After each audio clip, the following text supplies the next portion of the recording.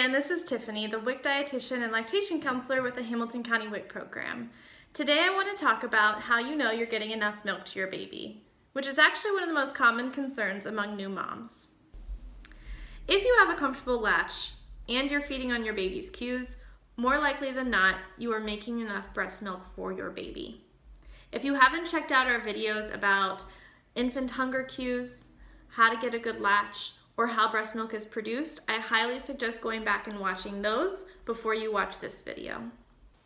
A lot of moms feel like they need to go by the feeling in their breast to determine if they are making enough milk for their baby.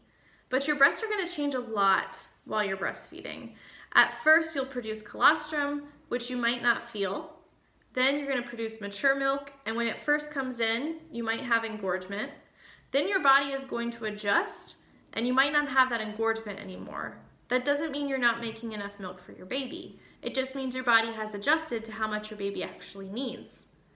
So there's a couple ways that you can tell your baby is getting enough milk, other than how your breasts feel.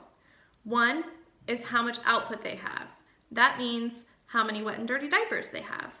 And two, what does their weight gain look like?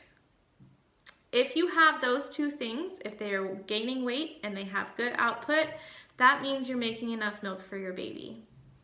So let's go over that a little bit more. In the beginning, we go by wet and dirty diapers. It's kind of easy to remember. So on day 1, your baby should have 1 wet and 1 dirty.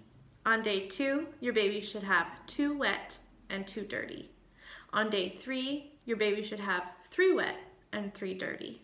And on day 4, things get a little bit more interesting. You're probably going to have quite a few wet diapers at this point, but we want to see at least 4 poopy diapers a day. And the reason you're seeing this increase is because you're having an increase in milk production. In the beginning, you make colostrum, which comes out in small amounts, and around day 3 to 4 is when your mature milk starts to come in. It's a little bit more voluminous. So if you're putting more volume into your baby, you're going to have more volume coming out of your baby. And that's why we see more wet and dirty diapers around day 4. After that, we want to see at least 4 poopy diapers a day. The color of your baby's poop will also change. So in the beginning, you're going to see it as a dark, black, sticky, tar-like meconium. It will transition to kind of a greenish color. And then when your mature milk is really coming in, you're going to see more of a yellow, seedy poop.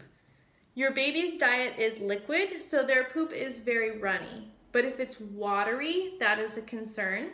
If they go more than 3 days without pooping, that's a concern. Or if you see any other colors in there, then that would be a concern. But a lot of times it ranges from a greenish to a yellowish to an orangish with the breastfed baby. And when you start introducing solids around 6 months, their poop's definitely going to be different colors. Okay, so wet and dirty diapers is one way to check. The other way to check and make sure that you're getting enough milk to your baby is by their weight gain. It's a little tricky though in the beginning because babies actually lose weight usually in that first week. That's because they're born with a little extra fluid. They may be holding on to a little extra fluid. They might have swallowed a little extra amniotic fluid. So in the first 24 hours, usually they pee that fluid out or they might spit some of that amniotic fluid up and they're a little bit lighter the next day. There is a percentage of normal weight loss for a newborn baby, which your doctor can go over with you, but a little bit is normal. By 10 to 14 days for a breastfed baby, we want to see them back up to birth weight. So you'll work with your pediatrician and make sure that your baby's getting back up to that birth weight. But don't wait until 10 to 14 days if you're having any problems breastfeeding. If you have problems latching or if you have pain with latching, ask for a lactation counselor sooner than that 10 to 14 day mark so you can get things addressed before then. The sooner you can get things addressed, the better. So babies should be back up to birth weight between day 10 and 14. And after that, we want to see about an ounce of weight gain every day. So if you have a comfortable latch and everything is going well and you're feeding on cues, we don't recommend weighing them frequently. But if you are concerned about how much milk you're producing, that would be a time to weigh them. So you can meet with your WIC dietitian or maybe your pediatrician and do a weight check and make sure they're keeping on track. But if you are having difficulties with breastfeeding, we might monitor that weight gain a little bit more closely to make sure you're getting enough breast milk to them. If you have any questions or concerns about your milk production, please contact your WIC dietitian or your pediatrician.